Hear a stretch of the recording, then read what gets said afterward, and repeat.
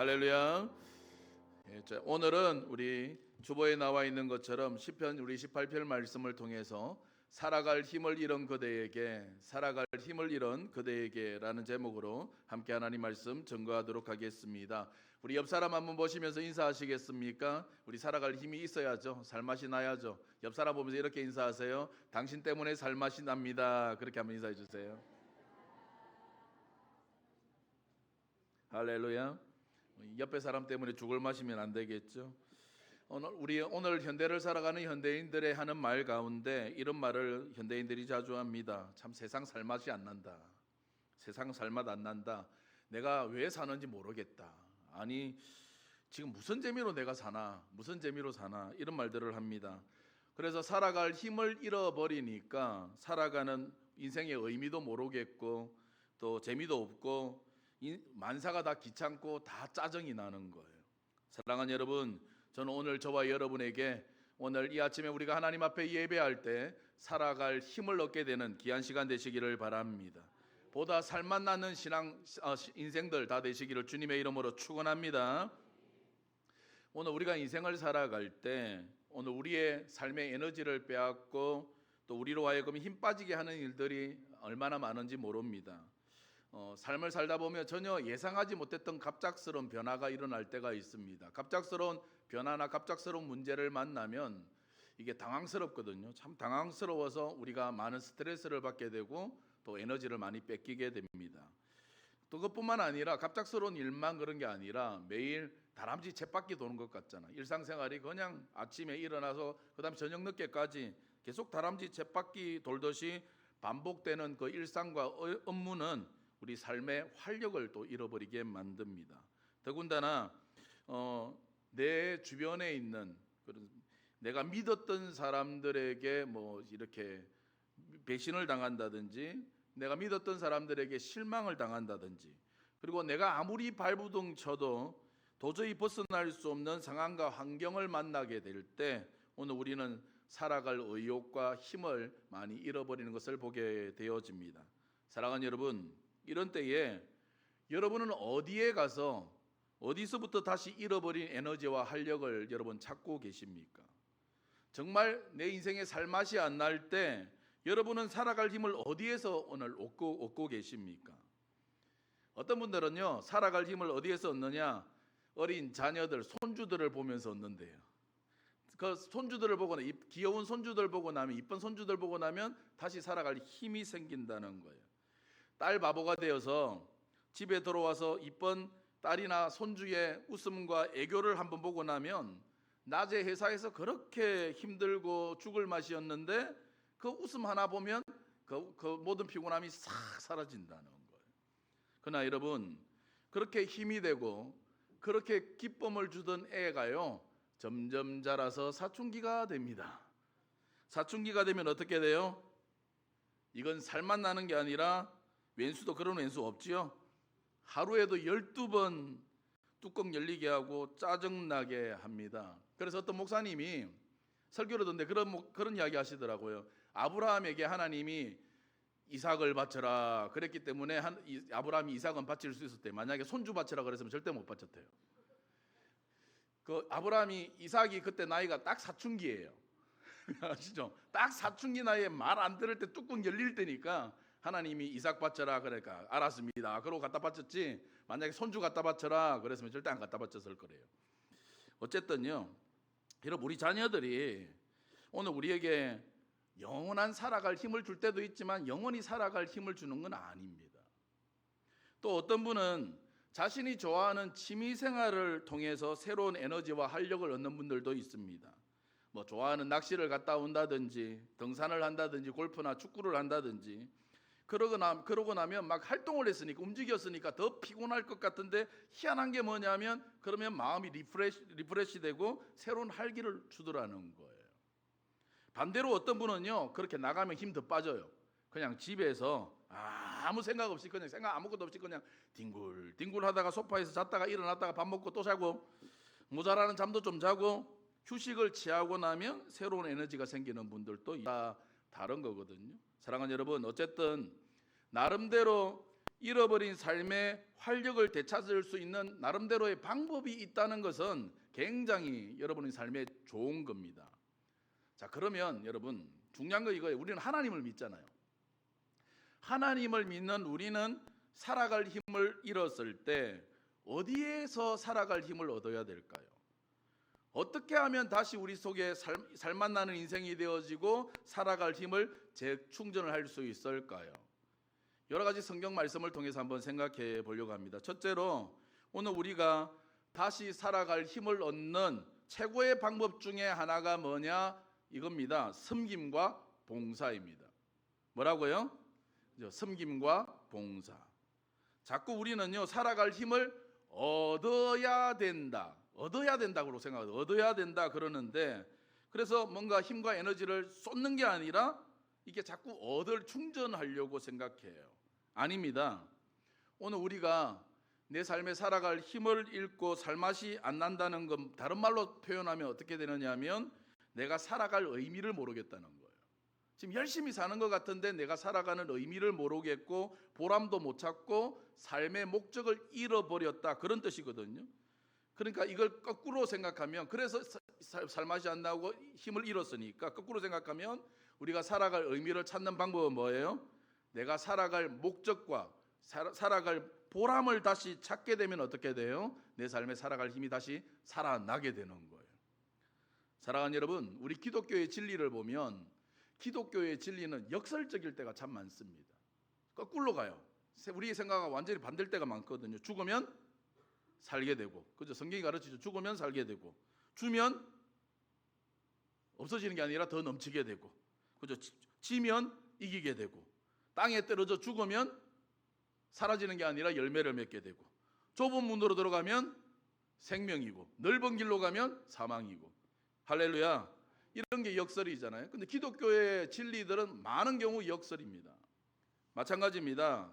우리가 다시 살아갈 힘을 얻으려면 뭔가 자꾸 충전하고 자꾸 뭔가 받아야 힘을 얻게 된다, 그게 아니라는 거예요.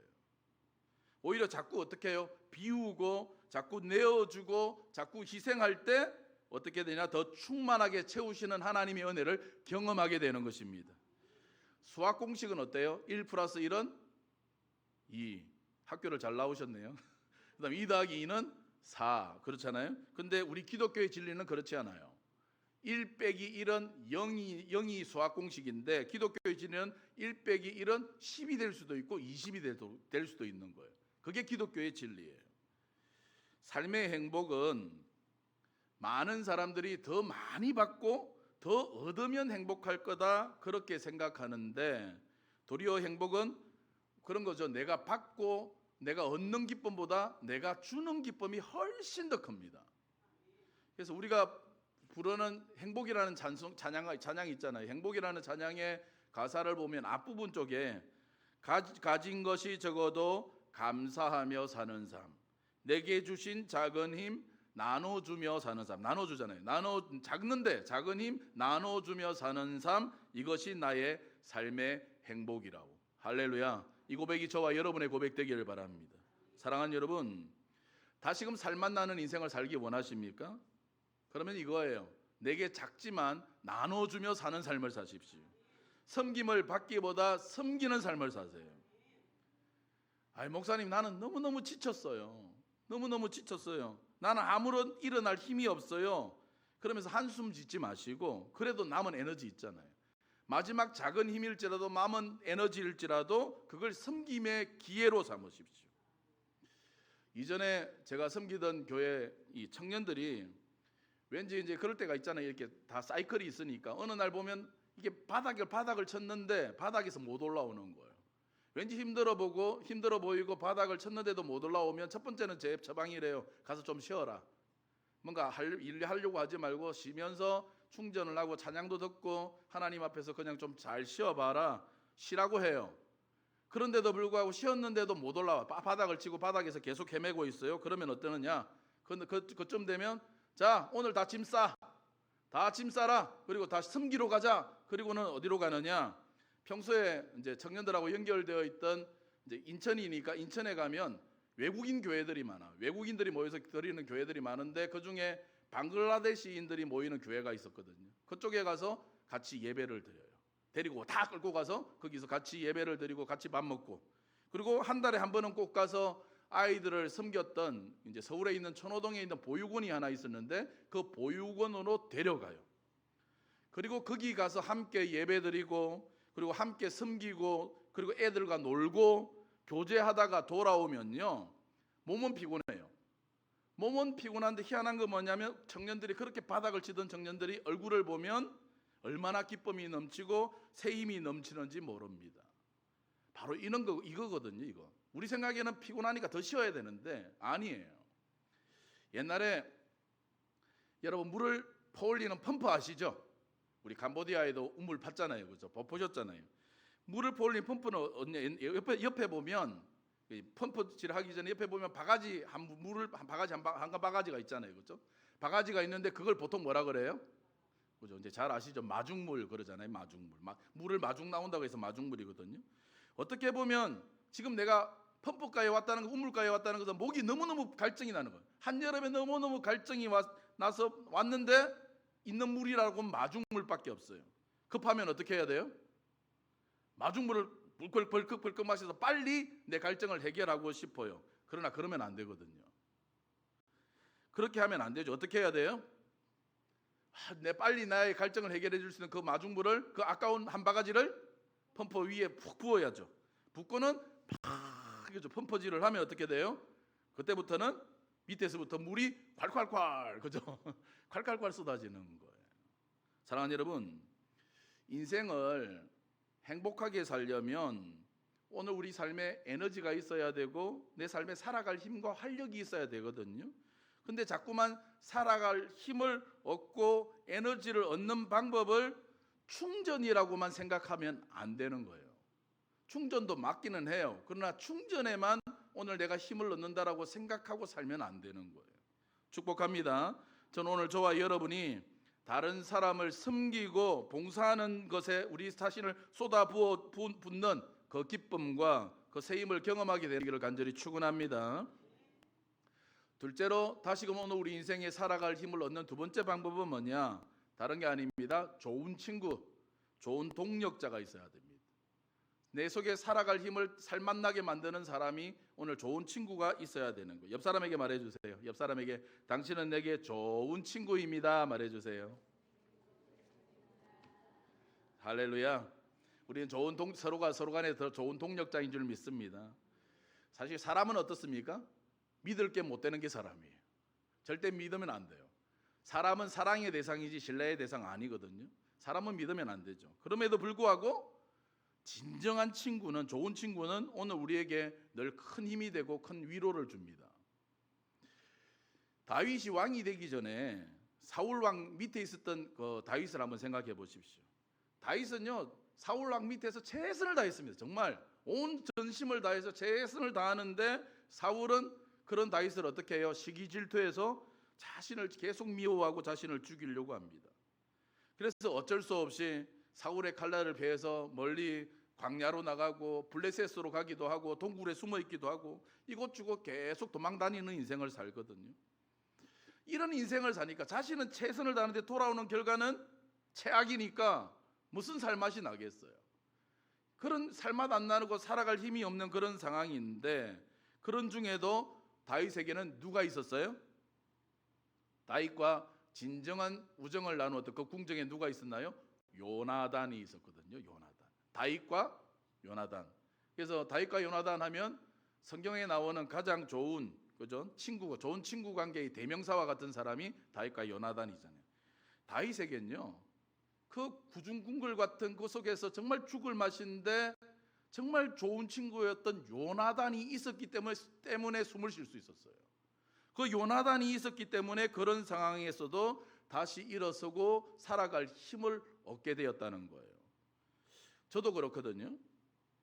이제 목회적으로 이제 바쁜, 지금 여름이랑 아니면 겨울 같은 데는 바쁘잖아요. 그런 때는 빼고 봄, 가을에는 저희 동기들 중에서 한 10명 정도가 매달 한 번씩 돌아가면서 각자 교회에 모여서 기도 모임을 가집니다. 목회자니까 그런 거잖아요. 목회자니까 목회적인 아픔이나 여러 가지 고민들, 걱정들, 이걸 이 성도들과 나눌 수 없는 그런 목회자만의 고민들이 있어요. 어려운 것들이 있거든요.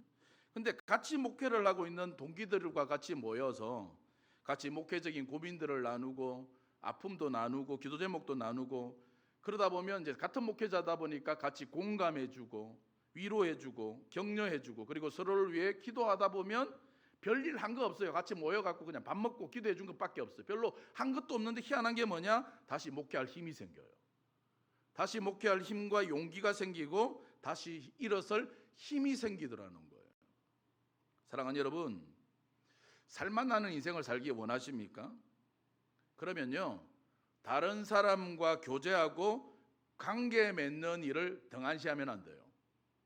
다른 사람과 관계 맺는 일에 더 마음과 시간을 쏟으셔야 합니다. 관계보다 중요한 게 없습니다. 관계가 중요해요. 사랑하는 여러분, 오늘 우리 인간들의 어리석은 게 뭐냐 하면 사람이 좀 바쁠 때가 있잖아요. 좀 바쁘면 가장 먼저 변하고 등한시하는 게 있습니다. 그게 뭔지 아세요? 바로 관계입니다. 바쁘면 관계가 등한시되어져요. 바쁘다고 관계를 등한시하는 겁니다. 바쁘다고 관계를 자기 삶의 후순위로 자꾸 미뤄요. 시간 있을 때 만나면 되지 뭐. 시간 있을 때 뭐 연락하면 되지 뭐. 한번 가서 보지 뭐. 자꾸 뒤로 미뤄요. 제일 먼저 우리가 바쁠 때 상처받는 관계가 뭐냐? 하나님과 우리와의 관계가 상처받습니다. 우리가 늘 이렇게 말할 때가 많잖아요. 하나님, 오늘은 너무 바빠서 기도할 시간이 없습니다. 바빠서 기도할 시간이 없어요. 하나님, 오늘 얼마나 바쁜지 제가 성경 읽을 시간이 없어요. 그러면 저는 그런 말 들으면 속으로 그래요. 안 바쁘게 해줄까? 그보다 바쁘게 낫겠죠, 그죠? 하나님, 오늘은 일이 많이 밀렸대요. 그래서 예배 드릴 시간이 없습니다. 이건 우리 같은 보통 사람들의 이런 말이거든요. 근데요, 확실히 영적 대가들은 다릅니다. 우리는 이렇게 말하는데 바쁘니까 기도할 시간이 없어요라고 말하는데 대가는 달라요. 종교개혁을 일으켰던 루트는 뭐라고 말합니까? 나는 오늘 너무 바빠서 기도합니다. 바빠서 기도할 시간이 없다는 것은 우리의 변명인데 루트는 뭐냐? 너무 바빠서 기도합니다. 평소에 1시간 정도 기도하는데 오늘은 바쁜 일이 더 많아서 오늘은 2-3시간 기도합니다. 할렐루야. 이러니까 영적 대가가 되는 거예요. 뭔가 다르잖아요. 또 우리가 바쁘면 하나님과의 관계뿐만 아니라 우리 주변에 있는 다른 성도들과의 관계, 또 동역자들과의 관계도 자꾸 뒤로 미루게 됩니다. 구역장님, 오늘은 바빠서 구역 예배 갈 시간이 없어요. 좀 양해해 주세요. 이해해 주세요. 그게 한 번이면 괜찮은데 1년 12달 맨날 그러니 그게 문제죠. 오늘도 중요한 약속이 있어서 기간 단합회에 못 갈 것 같아요. 다음에는 꼭 참석하도록 할게요. 그런데 그 다음이 언제예요? 성경은 우리에게 뭐라고 말씀합니까? 히브리서 10장 25절 말씀해 보니까 모이기를 패하는 어떤 사람들의 습관과 같이 하지 말아라, 그렇게 말씀합니다. 그리고 앞절인 24절 말씀에도 보면 서로 돌아봐라 그래서 서로 돌아보아 사랑과 선행을 격려하며 모이기를 힘쓰라고 강조합니다. 사랑하는 여러분, 저는 오늘 저와 서로 관계가 행복하고 그리고 풍성한 교제가 있는 그런 공동체가 다 되시기를 간절히 축원합니다. 관계가 행복해야 살맛이 나요. 관계가 행복해야 살아갈 힘이 나는 겁니다. 여러분, 그거 아십니까? 오늘 우리 하나님이요, 우리 하나님 어떤 분이십니까? 우리 하나님은 오늘 우리에게 큰 은혜를 베푸시기 원하시는 분이세요. 우리에게 어쩌든지 큰 축복을 주기 원하세요. 그런데 하나님이 오늘 우리에게 주시고자 예배해 놓으신 은혜와 복을 갖다가 어떻게 우리에게 주시느냐? 하나님 우리에게 복을 어떻게 주세요? 하나님 보시고 김 집사 내가 복을 줘야 되겠다, 은혜를 줘야 되겠다, 자 에라 받아라 그러고 하나님이 하늘에서 뚝 떨어뜨리셔요? 아니요, 하나님 그런 식으로 안 줘요. 하나님 어떻게 하시느냐? 하나님이 우리에게 주시고자 하는 은혜와 복을 어떻게 주시느냐 하면 하나님도 택배 기사를 사용하세요. 하나님도 택배를 보내요. 택배. 그냥 하늘에서 뚝 던져 주시는 게 아니라 택배 기사가 있어요. 그 하나님이 쓰시는 택배 기사가 누군지 아십니까? 가르쳐 드릴게요. 옆 사람 봐봐요. 그 사람이에요. 그 옆에 있는 사람이 택배 기사예요. 하나님이 여러분에게 복을 주시고 은혜를 베푸실 때 하나님이 쓰시는 택배 기사가 바로 내 옆 사람이에요. 내 주변에 있는 사람은 하나님이 복을 주시는 택배 기사다. 그러니까 자 생각해봐요. 그러면 내가 하나님께 큰 은혜 받고 큰 축복을 받고 싶다. 그러면 어떻게 하셔야 돼요? 택배 기사한테 평소에 잘 하셔야 돼요. 할렐루야. 내 택배 기사한테 평소에 잘 못하면 어떻게 돼요? 배달 사고 나요. 택배 기사가 기분 나빠서 안 갖다 준다니까요. 이해되시죠? 하나님이 주시는 복과 은혜의 방법이에요. 그러니까 여러분이 하나님의 은혜를 크게 받고 하나님의 축복을 받아 누리기를 원하면 내 가까이 하나님이 내 주변에 붙여주신 사람이잖아요. 내 주변에 붙여주신 사람들에게 관계를 잘 하셔야 돼요. 사랑하는 여러분, 주변 사람들과의 관계가 굉장히 중요합니다.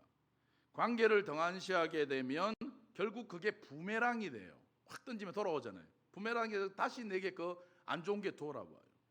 관계에 인색하게 되면 결국 그 상처는 누가 받느냐? 내가 받게 되고 결국은 조금 시간이 지나면 나 혼자 고독해요. 관계를 인색했던 그대로 내 인생의 관계가 인색해져요. 고독하고 외롭고 같이 밥 먹을 친구도 없고 쓸쓸하고 사람이 살맛이 안 나는 거죠. 축복합니다. 저는 오늘 저와 여러분이 사람과의 관계를 맺는 일에 보다 마음을 쏟게 되시기를 바랍니다. 셋째로 오늘 우리가 살아갈 힘을 잃은 사람이 다시 살아갈 힘을 얻는 비결은 뭐냐? 최고의 비결이에요. 최고의 비결은 뭐냐? 하나님께 마음의 중심을 두는 겁니다. 하나님께 우리의 마음의 중심을 두세요. 문제에만 집중되어 있던 우리의 시선을 들어서 다시 누구를 바라봐요? 하나님을 바라보셔야 돼요. 문제를 계속 바라보면 계속 힘 빠져요.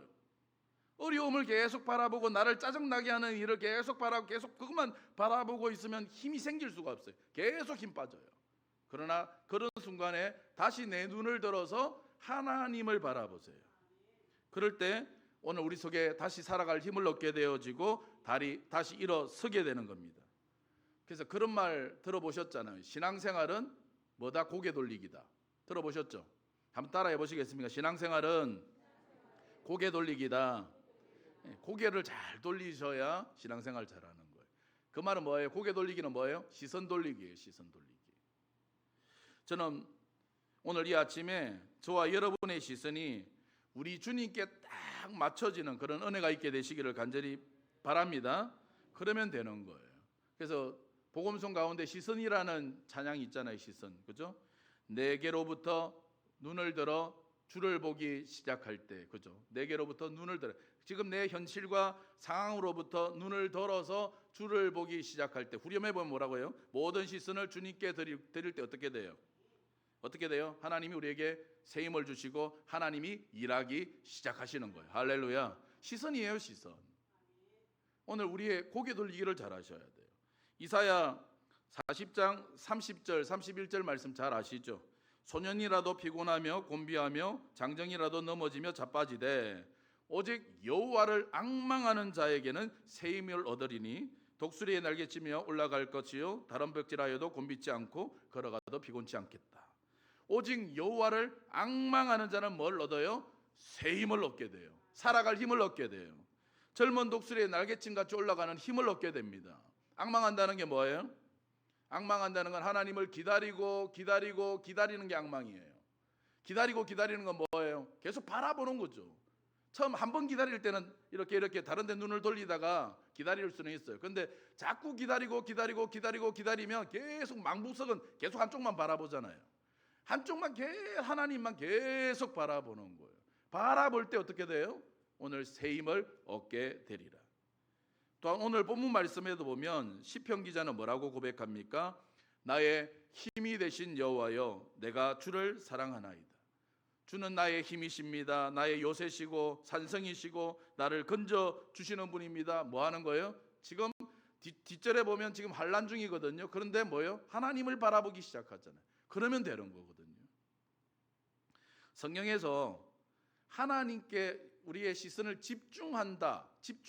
집중한다라고 할 때 사용하는 단어 중에 하나가 뭐냐 하면 경배라는 단어를 씁니다. 경배. 경배는 말 그대로 하면 그냥 하나님께 엎드리는 건데 경배의 깊은 의미로 들어가면 하나님께 내 마음을 우리의 시선을 집중하는 게 경배예요. 그냥 경배는 그냥 종교적인 의식을 나타내는 게 아닙니다. 하나님께 집중하는 게 경배예요. 다른 말로 하면 예배 시간은 뭐 하는 시간이에요?